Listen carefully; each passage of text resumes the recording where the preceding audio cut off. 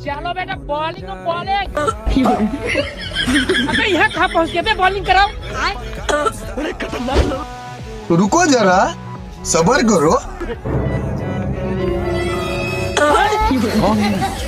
साला तुम तो मरे जा रहे हो खांसते खांसते। घर से दवाई खा के आना चाहिए था तुमको। घर जाके बॉलिंग करा।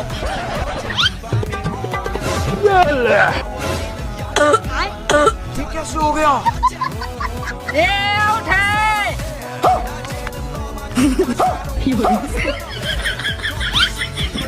साला हम नहीं खेलेंगे, खांसी की दम पे चीटिंग कर रहा है। बेटा खेलना तो पड़ेगा, तुम बल्लेबाजी किए हो तो वो भी करेगा। और अभी तो रुको, क्लाइमैक्स अभी बाकी। रहा नहीं जाता।